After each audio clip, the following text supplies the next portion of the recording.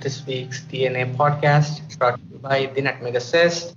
Myself, Ritvik, the host, and as usual, joined by Chris as we are going to deep dive into the Champions League final, which was a pretty interesting match overall. A lot of interesting or detailed points to discuss as well, although the result seems pretty much normal. So, Chris, first of all, did you enjoy the final?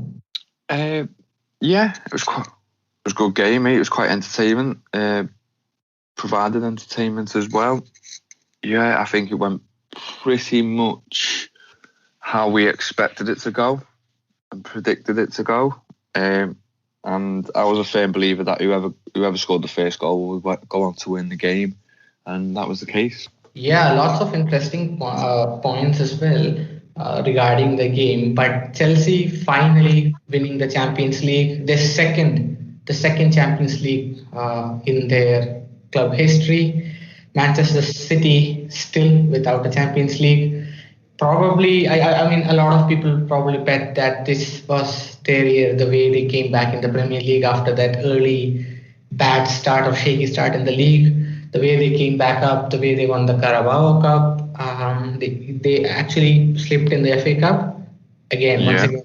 Once again to Thomas Tuchel's Chelsea, and this probably is going to irk Guardiola a little bit because he's played Thomas Tuchel's Chelsea 3 times this season. He's lost all 3 games, and I think it's pretty much safe to say that Thomas Tuchel's Chelsea has got the better of Guardiola City on all the 3 occasions as well. Because I think in all the 3 games, Tuchel pretty much went with almost a similar or the same style and setup completely. Yeah. And in all the 3 games, he managed to actually nullify City's attack to a very good extent. Especially yesterday, I know the number of attempt shots was 7 to 8, 7 for City and 8 for Chelsea, I think. But Man City had just 1 shot on target. I mean, since Guardiola took over City, I think this is probably the 3rd or 4th time that City have been restricted to less than 2 shots on attempt in a game. So that actually speaks a lot on how good Chelsea was yesterday defensively. But first of all, Chris, when you saw the City lineup, I know the Chelsea lineup was pretty much straightforward. Kai Havertz, Timo Werner, and I mean I'll just brief through the lineups first. Yeah, for brilliant. Chelsea, for Chelsea, it was up top. It was Kai Havertz, Timo Werner, and Mason Mount. That 3 up front. And in the midfield, it was N'Golo Kante and Jorginho. And as usual, Thomas Tuchel go with a 5 at the back or 3 at the back, or however you want to put it. It's more of a 3-4-2-1 or a 3-4-3-ish formation. So Reece James as the right wing back, Ben Chilwell as the left wing back, Cesar Azpilicueta as the right centre back, Antonio Rudiger being the left centre back, Thiago Silva in the middle, and Edouard Mendy in goal as well. As for City, Ederson started in goal as expected. Zinchenko left back, Ruben Dias, John Stones centre back pairing. Kyle Walker started as a right back. In the midfield, and this is where I think the lineup pretty much shocked a lot of people. Phil Foden, Ilkay Gundogan, Bernardo Silva. No defensive midfielders. I mean, the whole season, I think apart from 1 game, I don't know which game it was, or I don't know if there was even 1 game, City have not played without either Rodri or Fernandinho. City have not started a game without Rodri or Fernandinho. I guess apart from a single game, that was the stat I think I saw somewhere. I'm not sure how correct it is. So that was probably the biggest call of the game from Guardiola. A lot of people before the game, when they saw the lineup, was telling me that Pep's once again overthought and I guess he's going to mess this up. And we'll come to that. But up front, Raheem Sterling, Riyad Mahrez on the other side, De Bruyne playing as that false nine-ish role. a strikerless system that City have like been very successful with this season, but nothing seemed to work for them, to be honest. I didn't actually see any proper attacking phase or an attacking structure from City. I think everything was probably cut out mostly by the Chelsea, the people occupying the central zones from Chelsea. N'Golo Kante especially was winning duels left and right. I think he ended up being winning the most duels in the game, 11, I guess, overall. And in terms of duels won minus duels lost, he still stands out being the best duel winner in yesterday's game. So yeah, City's central overload didn't work at all. And even on the wings as well, I think Reece James had a really amazing game yesterday. He completely marked Raheem Sterling out of the game. And whenever Sterling was trying to get Reece James isolated as well, I think having the back three probably helped Chelsea a lot. And that's been trademark Chelsea since Thomas Tuchel took over. But yeah. I don't want to drag it first of all. So what do you think about City's lineup, Chris?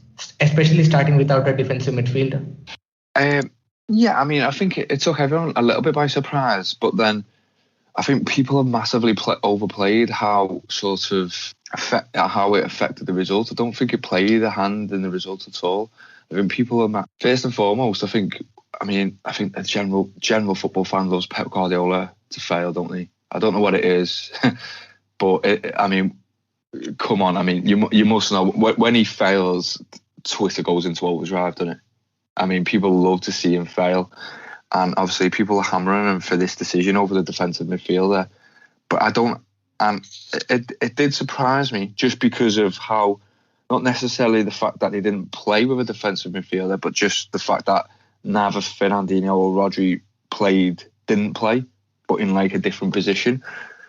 And the reason for that, Rifik, is like you just mentioned it there.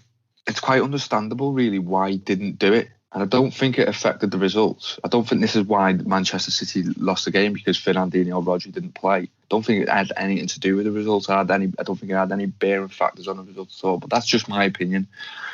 Chelsea, you know what you're going to get with Chelsea, because they played the same way since Tuchel took over.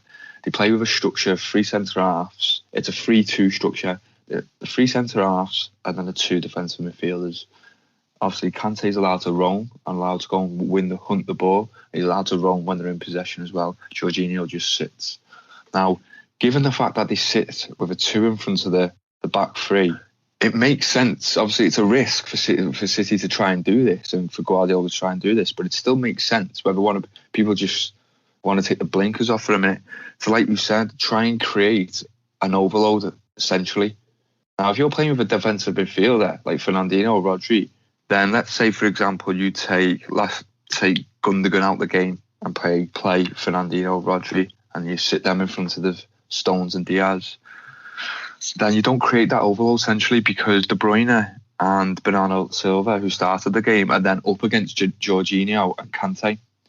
However, if you take the defensive midfielder away and play Gundogan and say you push up as a 3 instead of a 1-2 structure and 3, and we try and create that overload there, and Foden drops, then you're creating sort of a 4-on-2. So I could understand completely in the game why he done it.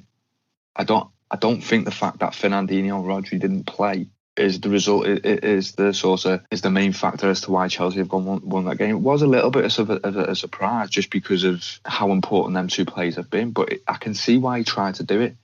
And I know people are sitting there saying, "Oh, well, Guardiola overthought this and he got it wrong." I think the issue of what he got wrong or what City got wrong is further up the field for me. A lot further up the field. I was surprised that Sterling started, because I don't think he's been in form at all, especially the last part of the season. But then I can understand it, because obviously they have to try and get in behind Chelsea. But it just didn't happen for them. It didn't happen, and I just don't. Obviously, we'll touch on that factor. We'll go further up the field in a minute, won't we? As we discuss, obviously, other parts of the lineup and other parts of the game plan. But yeah, the defensive midfielder, I don't think was as big as issue as what people have made out.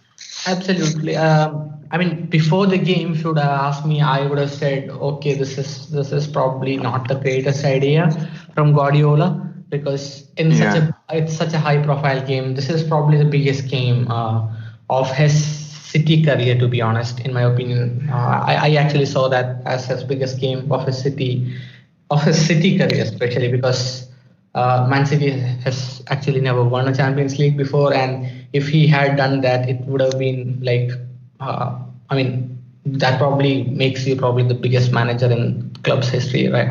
At the moment as well. Not that yeah, he isn't with all the other achievements, but yeah, I mean, you know what I mean actually. So I yeah. Of mean, course I do. Yeah, to actually make such a big call in such a high profile game, I think it really surprised me. But I could actually understand what he was planning to do.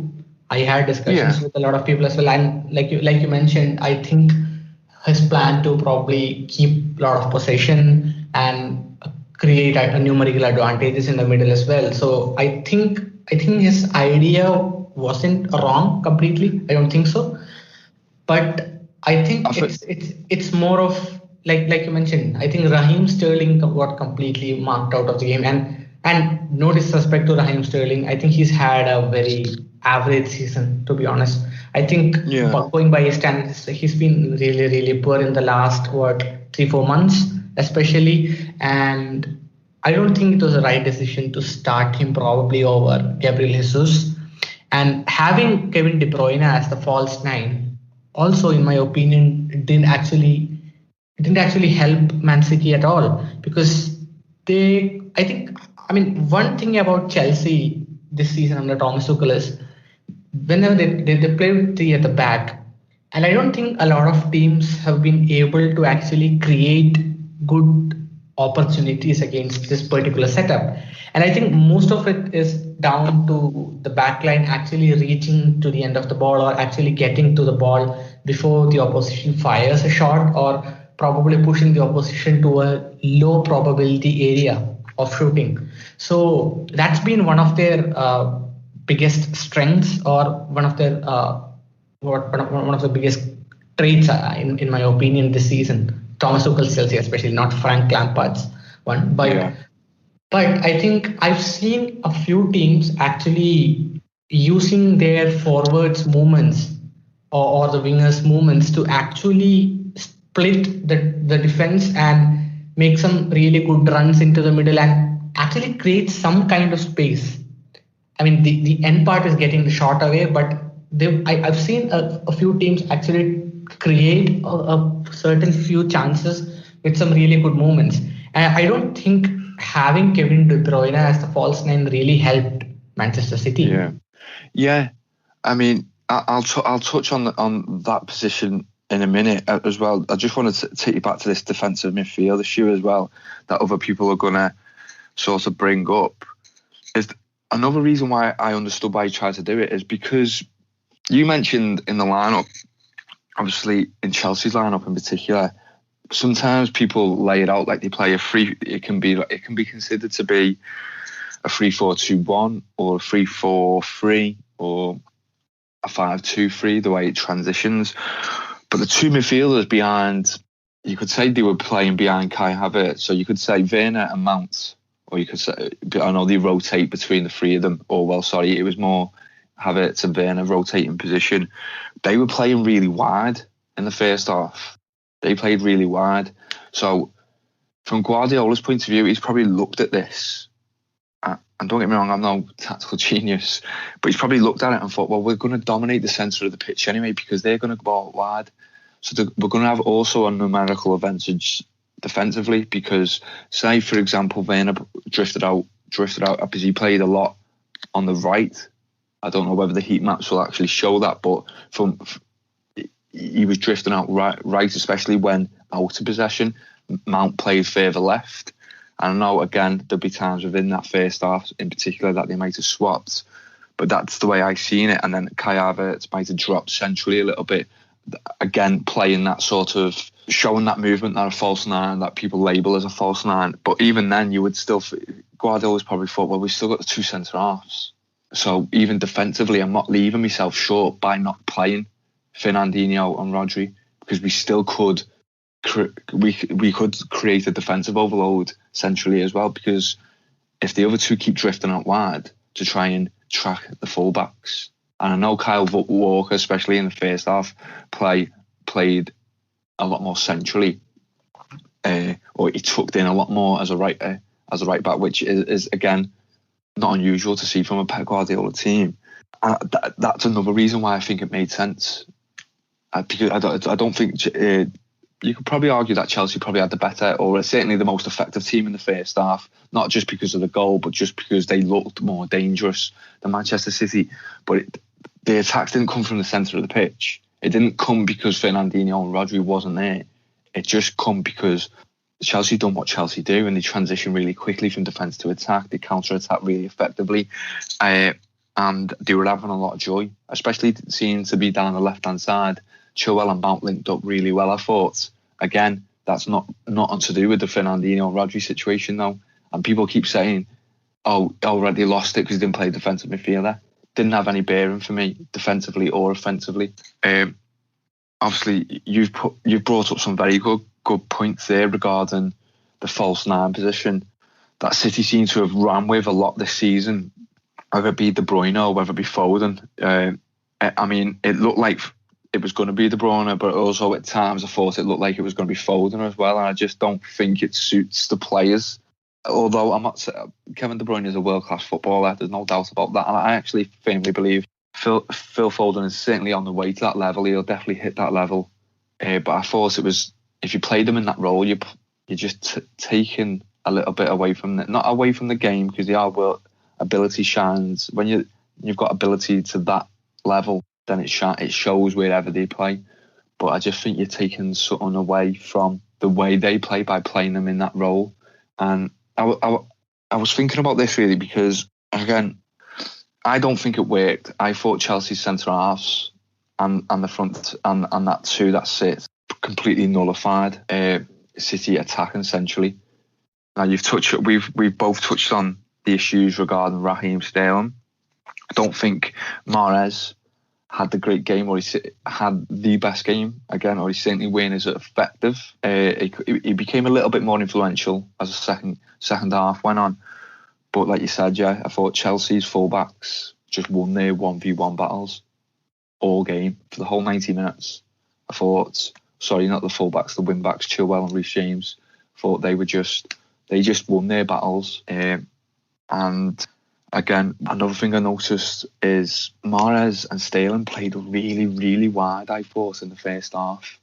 And it become that, and that's another reason why I think City's attacks just kept shutting down, is because they were trying to create the overload centrally, but then they were having to go out wide, and them two were really, really wide. And I thought they played more wide than I've ever seen them play this season at all. And I'm not going to sit here and say I've watched every single minute of every single Man City game, but they maybe that's the way they plan to do it, or maybe that's what they felt that they had to do to get some space on the ball. But Chelsea were allowing them to do that. They were allowing them to have the ball in those wide areas and then just shutting them down essentially, and nothing got through. And I thought that was another pivotal factor, probably even more so again than the defensive midfield issue. You've touched on the false nine issue of De Bruyne, and again, whoever plays that role, because I think this is where City lost the game. I really do. And I'm sure you'll agree with me on this, Riffick. They've done really, even as a Liverpool fan, I think you'll agree with me on this. I think they've done really well to win the Premier League without a recognised striker, because I don't really think Aguero and Gabriel Jesus have really affected their Premier League title win, or sort of contributed to it massively. And I know there's been issues from Aguero's perspective, COVID-19 issues as well. I think they've done really well to win the Premier League without a recognised striker. But you do not win the Champions League without a recognised goal scorer. You don't do it.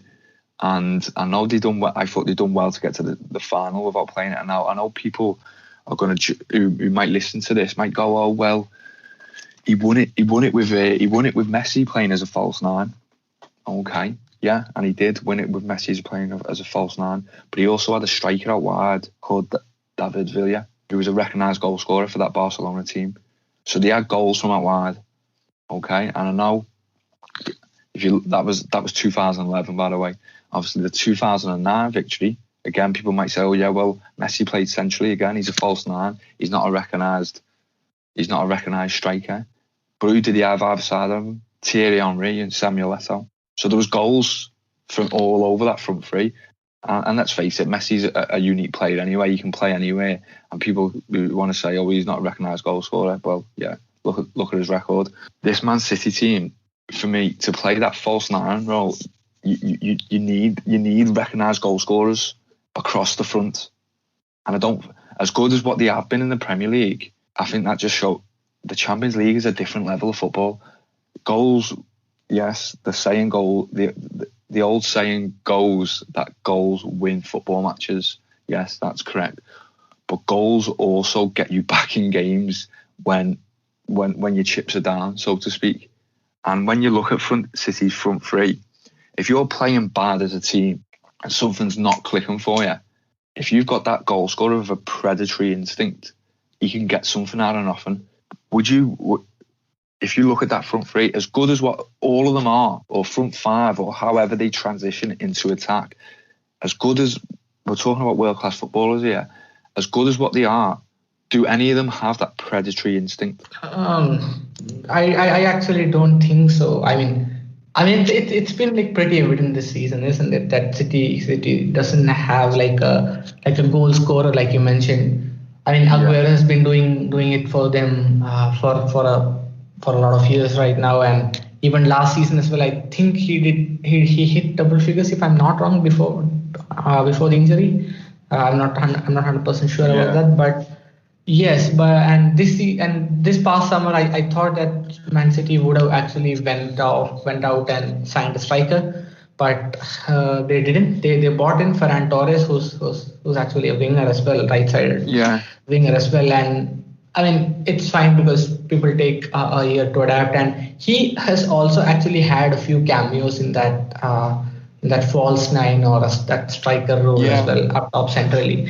So the plan actually was to I guess the striker signing was ideally delayed because of the pandemic. I mean, we did see Guardiola actually mentioning how pandemic has affected the finance, even if it's a club like Manchester City as well.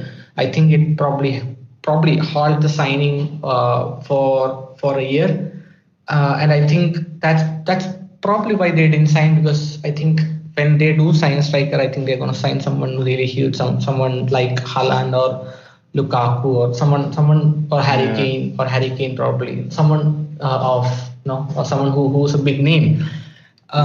So that's actually a very valid point though, Chris. But you mentioned that if you have to win the Champions League, you have to have a clear goal scorer. There's something similar about Chelsea as well regarding the same, which I just want to mention. I mean, every Champions League winner, I think, probably in the last 5-6 years, be it Bayern Munich, be it Liverpool, be it the hat-trick Real Madrid side, and the Barcelona, Luis Enrique's Barcelona as well. Every single team, every single one of those teams have actually scored more than like 70 or 80 goals, I think, in the league. This Chelsea side scored just 58 goals this season in the Premier League. Yeah. And that's probably one of the most unique points about this Thomas Tuchel Chelsea side as well. They are not high-end goal scorers. Their top scorers Tammy Abraham and Timo Werner, both having 12 goals this season in all competitions. I think Mason Mount has 9 goals, if I'm not wrong. They signed Kai Havertz, they signed Hakim Ziyech, they signed Timo Werner. They signed these attackers only for all of these guys to not really score an awful lot of goals. I mean, when you look at every single player that they signed, and when you look at them individually, I don't think everyone's been like, these guys have been like 100% successful. I don't think 12 goals a season is really the best the best numbers or something really good for a team who really wants to win it all, or a team like Chelsea especially. So this is one thing that actually really surprised me, because this year's Champions League winners, Chelsea, they won it purely based on the defensive side. Yeah, absolutely. Yeah, but that's exactly what I was going to say there, because obviously people might say, "Oh, come on to my point that obviously I don't believe Manchester City were going to win the Champions League without a recognised goal scorer in that front or in their attacking play at least." And people might say, "Oh, well, Chelsea have just done it," but Chelsea don't play the possession game that Manchester City do, and Chelsea are. They're not a defensive team, so Chelsea are a very, very good team to watch, certainly for me personally, because they get from defence to attack really quick without just hoofing it long. They really, really progress their possession quickly, but they've still got a very, very solid. Their structure is still a defensive structure, because at all times they've got the three centre halves. Sometimes when, like for example, at some point during the game yesterday, all 10 players were in Chelsea's half. Well, not at some point, for even in the first half before they scored, there was a bit. I remember looking at the shape. Man City had the ball on the halfway line. All 10 players, 10 outfield Chelsea players were in their half. And sometimes they defend with 7 players, Chelsea, especially if the wing backs tuck back in, and then you've got to make the 5, and then you've got the 2 in front of them. So sometimes to say that they haven't got their structure is not started from a defensive structure would be. And again, for any Chelsea fans that might listen, or even the Chelsea fans in our WhatsApp group, I'm not trying to say they're a defensive team, but their structure is started from defence and then they've progressed up. So, and again, I don't think you can win. Tournament football, it's just tournament football. If you look at tournaments throughout the years, whether it be international base or Champions League, the teams with the most solid defensive structure tend to go on, or at least go very far in the competition anyway. So, like you said, Chelsea have not a recognised striker in the same way, or certainly haven't had a recognised striker that has sort of had a great season. But their play is based from a defensive structure, and they've not tried to dominate possession in the same way that Manchester City have. And I think going back to the point I raised before, if you're going to dominate the ball in the way that Manchester City do, when teams block you out like Chelsea did to them last night and suffocate you defensively, then you need someone with that little bit of movement, or that little bit of, listen, I don't need to touch the ball, I don't need to play a part in this passing pattern, I just need to make this run, I'm going to get the ball, I'm going to have one shot and I'm going to score. Exactly. And that's going to change the game. And that's what Manchester City just don't have.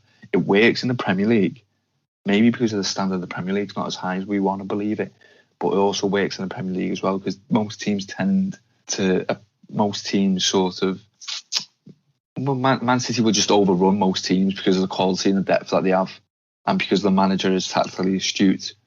But when he comes up against the really good teams like he did yesterday, whose manager is as tactically astute as him, then you need that little something in a final, which I don't think they have. Yeah, and I mean, like you mentioned, because Chelsea's whole structure is based starting from the defense, and I mean from in football, especially in football as a sport, completely as a sport. I think when you talk about defensive teams, I think you probably generalize them in 2 different ways. One, completely dominating possession and not giving the opposition any chance on the ball as such, or limiting, and probably taking over possession most of the time and limiting the number of opposition attempts. That's one kind of being defensive, by being ultra attacking or being ultra possessive.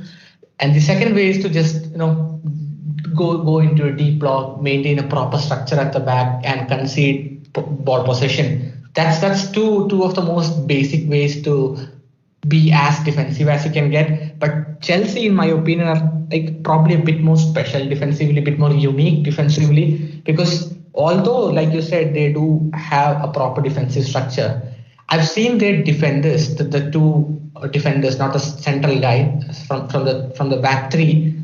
I think most of the time it's Antonio Rudiger, who I've seen, who actually goes out into midfield and presses when there's like too much action in that central midfield area, and probably nicks the ball and wins a tackle, or probably gives away a foul in case like the opposition bypasses the press. So they have properly well trained structure, in my opinion, and to actually make those automatisms and actually build a structure in probably less than 6 months is not just probably, it's actually unbelievable from Thomas Tuchel. It's not like Chelsea don't have the squad. Chelsea like don't have a quality or don't have a squad. They do have like a brilliant array of talent, and I think in terms of squad depth, I think they're the second best in England, just behind Manchester City.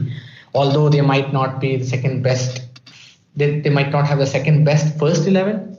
Probably, I think Liverpool might actually have a claim for that. But but squad wise, I do think they are the second best in England, to be honest. And it's not a big surprise that they are doing it.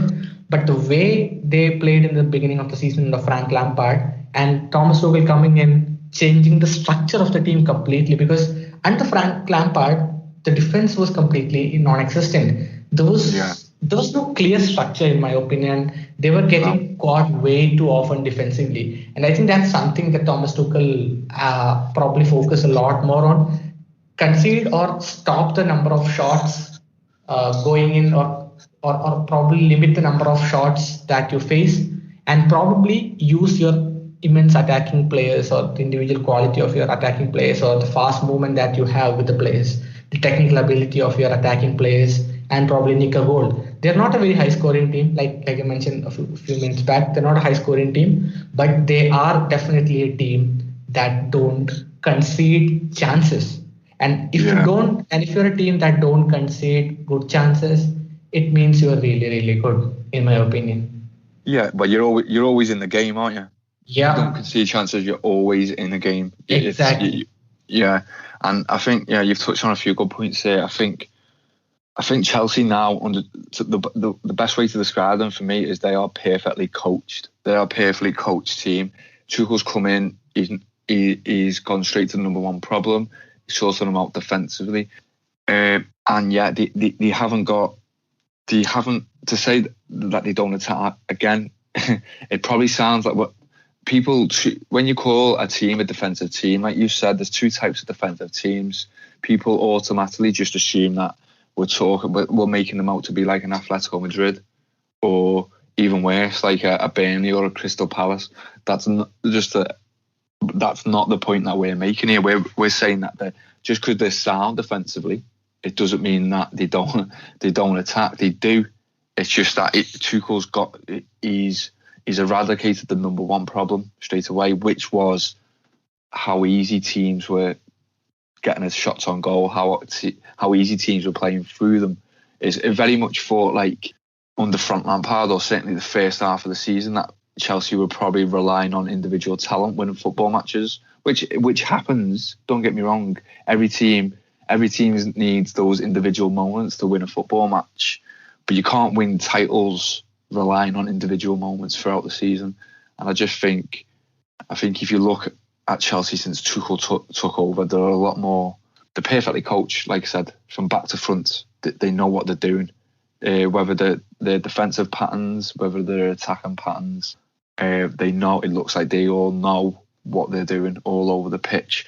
And another thing that we mentioned there to say, it doesn't mean like that defensive coaching is still an art. It's still a skill. I know people might not consider it as entertaining as, say, attacking coaching, but I actually think this Chelsea team, when I watch them play, it's like they create overloads defensively. It's like they're trying to create their numerical advantage in their own half, especially on down the channels, because, and again, they're doing it deliberately. It can't be. It can't. I see it happen every time I watch them play. They try and create overloads defensively, and the only reason I can think that they wanted to do it is it gives the opposition false beliefs that they can go press onto the ball, and then that then alters the opposition's defensive structure, and then away then whoever's playing in that 2 or that 1, it creates more space for Havertz, Werner. It creates space for Mason Mount in particular, who obviously thrives on space. So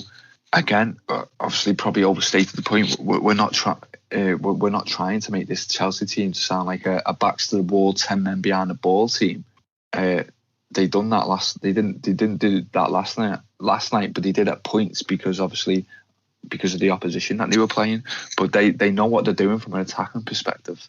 They know as soon as they win that ball back, they know what to do, and that makes them really, really effective. And that's how they've won this competition. I said it when we done our Champions League review, or when the draw came out for the quarterfinals and the semi-finals, and I knew once who they could play. I said you can't bet on this team not winning this, because they had the perfect draw, and once you get them in a one-off game, they're good enough to beat anyone. And like I said, for me, they've got as good a squad, maybe not in terms of individual quality as Manchester City, but in terms of options tactically.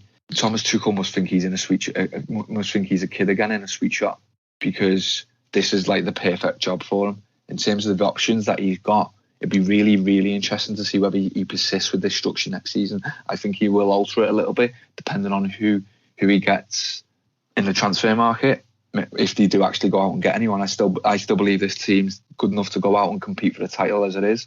But it'll be an interesting summer for Chelsea. Yeah, I actually wanted to discuss that, whether Thomas Tuchel will keep the same structure next season, or will he actually change the formation or the whole structure completely. But I think there's a lot to discuss regarding that. So I think we'll probably park that aside for a future podcast somewhere before next season, after we kind of see how they do in the transfer market, because that would probably make more sense. So before ending the podcast, there's one final thing to discuss as well. N'Golo Kante. N'Golo Kante. I mean, every time I hear his song, there's actually a N'Golo Kante song after that. I don't know if you heard that after the 2018 World Cup final, the guys, the French team guys were singing it, and it was so fun, it was so jolly. And I think N'Golo Kante is that player. A couple of years before, if you would have asked a lot of people what N'Golo Kante was, they would say that he's a wonderful defensive midfielder. He would actually cover a lot of spaces, or he would actually cover a wide area of the pitch, and he would win tackles, he would intercept balls. But there was actually no mention. I don't think there was enough mention of Kante being technically good with the ball. I think every time I heard people speak about Kante, or most of the time, I think the emphasis was mainly on his off the ball work or his defensive work. But I think he's actually really good even with the ball. He's technically good, and that's something that people tend to overlook a lot. And in this particular system with three players at the back, I mean, I've seen Kante starting from his Leicester City spell. I can assure you I haven't seen him before that. I never saw him before that. I don't think most people did, to be honest. People might have come across his name, certainly, from the leagues, but I don't think anyone can sit here and say that they watch him play regularly before he moves to watch the Premier League. But I mean, my point is, from what I've seen of Kante in the last 4 or 5 years, I think this particular system has brought the best out of him. I know it's been I know that it's been just a small period here, but having three people at the back who probably will actually help you do a lot of defensive work as well. You have two wing backs as well, so I don't think you need to cover a lot of wide areas as well. But in the middle, if you have a midfielder, you have a midfielder who's a bit more forward thinking, Jorginho in this particular case. And if Kante has the ball, he's a very good ball carrier in my opinion, and I think his technical ability with the ball is also pretty good. So he has the freedom to do what he wants. I don't think he probably has to probably sacrifice a lot of part of the game. And I think this particular system brings out the best traits in him. He's able to mop up the central areas when teams kind of tend to overload, and I don't think he has a lot of pressure either to do so, because of the way Chelsea set up. And like you said, I think when they defend as a proper unit, creating or probably having a lot of numbers behind the ball. Yeah. So I think I think his work is probably made a bit more easier by this proper structure, but it also actually expands how well his ability is on the ball, or probably even on the break as well. You can see him actually making those really amazing runs up front when Chelsea break through, or even when he has the ball as well. He just carries on with the ball like a train. He just moves so fast, and that's something that's actually really good to see. And this is something that I want to actually mention before ending the pod as well. Chris, do you think N'Golo Kante probably deserves a shout for the Ballon d'Or if he just keeps on going with the same thing and France win the Euros? Yeah, of course he does. He's world class, and that's the only thing you can label as him. He's a world class footballer. Now, people tend to think, oh, only like when you think of world class, that you have to be able to take 4 players on and put one in the top corner on a regular basis, or you might need to be a bit more of the same ilk as like a Kevin De Bruyne, where you can just control the tempo of a game. No, world class. He is world class at what he does on that football field, and you've touched on a very good point there. He's got better. So if you look at the N'Golo Kante that played for Leicester, and in particular that title-winning team, obviously his job weren't to sort of get on the ball as much and get involved in the build-up, just because of the way that team was set up tactically. And obviously they used, I think it was Danny Drinkwater at that time, wasn't it, who sat alongside him, who was sort of used to play that role, if you like. But then obviously he's gone on to Chelsea and he's won Premier League again. And I actually think as well, you've touched on it there, I think this role, what way Thomas Tuchel's got on playing, it's like playing with 12 man, with a 12th man, isn't it? Because defensively, he must be a nightmare to play against, because he very rarely loses a tackle. He's always just there at reading the game. He's brilliant at reading the game. He's just there he either intercepts, and then he's quick. He's quick off the mark. He's either straight into the correct position. He very rarely gets caught out of position when he goes hunting for the ball as well, probably because of his energy levels and his ability to recover his position. But yeah, like you said there, since Tuchel, well, it's not actually, to be fair, I think Maurizio Sarri deserves a little bit of credit for Kante's progression as a footballer as well, because especially you see lazy punditry over here in the UK that sort of criticise Sarri for not playing him in front of the back 2 at the time, because I know Sarri played with a back 4, didn't he? And everyone used to say, Tim Sherwood in particular comes to mind, and say, oh well, they're playing Jorginho as a defensive holding midfielder, and they're playing the best holding midfielder in the world, and Kante sort of to his right, or as part of that too, in a 4-3-3. Well, he never was a holding midfielder, and any kind of football analyst or any kind of person that watches football knows N'Golo Kante is not a holding midfielder. He's not someone who's going to sit there in front of the back 4 or in front of the centre half and dictate play.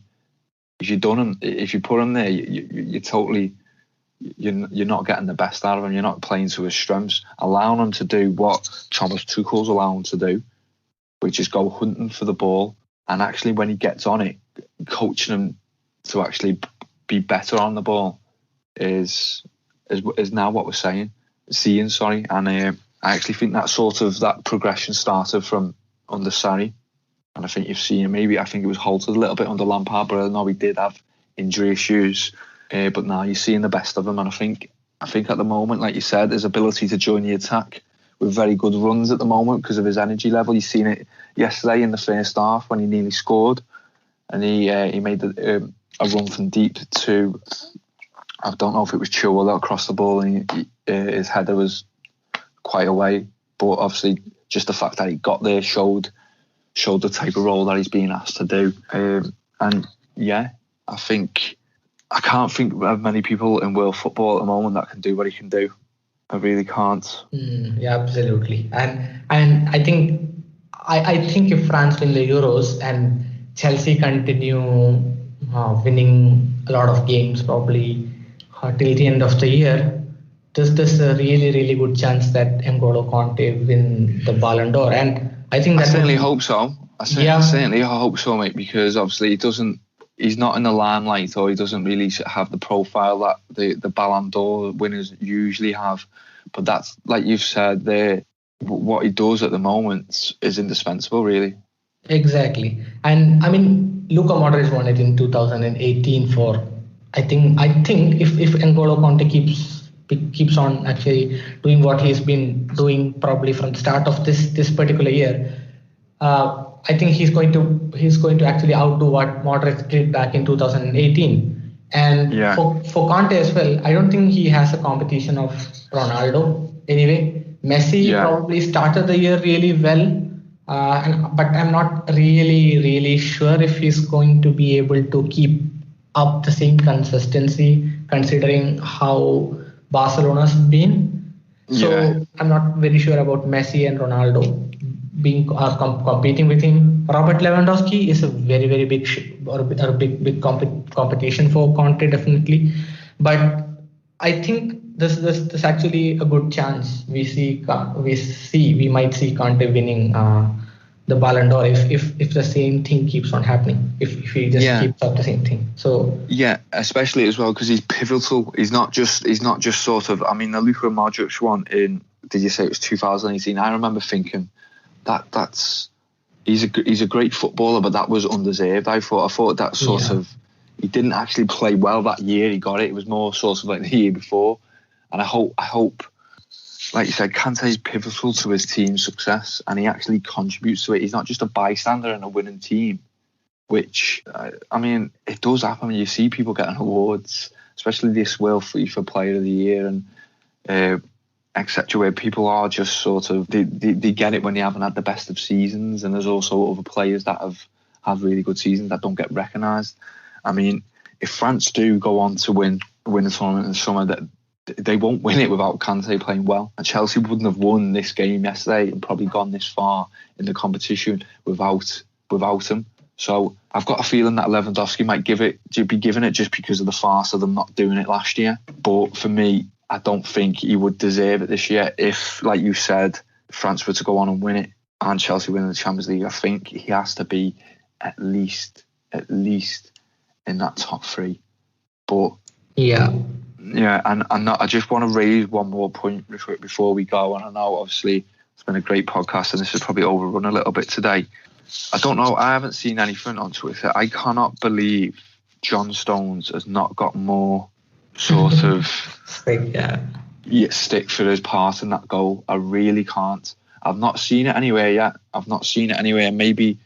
Maybe over here, the punditry and obviously watching it on BT, etc., with the British pundits, maybe they don't want to label it because he's a British player. We all know that they definitely at BT certainly have an agenda against a pro agenda anyway against the British players because they big every one of them up whenever they can. But just what I hope anyone who obviously agrees with me or doesn't agree with me, just watch the goal again. And watch John Stones. He is the reason that goal happened yesterday. I cannot believe his position. Watch it, because not only does he leave his position, right? He leaves the position which Werner actually ends up making the run into, but then he doesn't put any pressure on Mount. And once that happens, the goal goes from there because Mount's got the ball without any pressure on him at all. John Stones has actually ran towards him, but not in a sort of press-orientated run. He just sort of laxy-daisy, gets pulled out of position, then stood in no man's land. If you're going to go that far, you've got to continue and put pressure on the ball. But then he doesn't. Werner makes the run, which is a very, very intelligent run, by the way, that he doesn't get credit for. He makes the run. Diaz has to follow him then because he runs into the space. And then once Diaz is gone, Havertz is in. And then I've seen a lot of people blaming Zinchenko for the goal, and I thought, okay, then he might not be quick off the mark as Havertz is to make that run, but he's certainly not at fault for that goal. For me, you want to say, oh right, well he should pick up that run quicker. Then maybe you could say that might be a little bit harsh, but John Stones is at fault for that goal for me. And I don't know if you noticed it, mate, when you've seen it. Just watch it again if you didn't. Just look at where he stood, look at his position, look at his movements. I will say it again. I've said it as well, and I'm in a good position to say it because I watched his developments every week at Everton, when he came through, and I'll say it again, he cannot defend. He cannot defend. He can't. It's easy to say he's a good defender when your team dominates 70% of the possession of the ball every week, but he can't defend. He cannot do the things that a natural defender, he has not got the instincts of a natural defender, and those things can't be coached. They're things that you learn at a young age, and he gets away with it because of obviously who he's next to this year, because Ruben Diaz has had a very good year. Definitely not Football Writers Player of the Year, but I mean, that's another issue. But yeah, he's at fault for the goal. John Stones. Yeah, it would have been criminal if we hadn't covered that goal as well. So thank you for actually mentioning that goal, and especially Timo Werner's run, because he gets a lot of stick for his finishing. There was actually 2 good chances as well before he actually made that run. He had a kind of a shot which he actually didn't shoot. I think it hit his other foot and it just bounced back. So he had 2 good chances, but I think his off the ball movement and his off the ball work is really underrated. And yeah, that was actually a really good example of how good he can be without the ball as well, Timo Werner. So that's nice of you to cover. And this probably brings us to the end of this episode. 30-minute episode was again what we planned, but we've actually gone on to around 56 minutes, but it's absolutely fine. I think we've covered everything in detail. And for the listeners as well, thank you so much for being patient and tuning into our show. And we have some really good content coming up in the next couple of months as well. Chris and Sudesh will be covering the Copa America and Euros more often. And that's going to be really good as well. They're going to be keeping you updated with how teams are going to play, how the games go about as well from a tactical perspective as well. And we might actually have some special guest appearances as well in middle, and we have some special patron content as well coming up. So thank you so much once again for tuning in and listening to our episode. Thank you once again so much, Chris, for for being a wonderful co-host. And congratulations to all the Chelsea fans around the world as well. I hope you're still sober from all the drinking from last night. But when you're feeling all right and when you're over it, congratulations, and make sure you enjoy this win as much as you can, because it is the big years, it is the Champions League. So until next time, bye bye.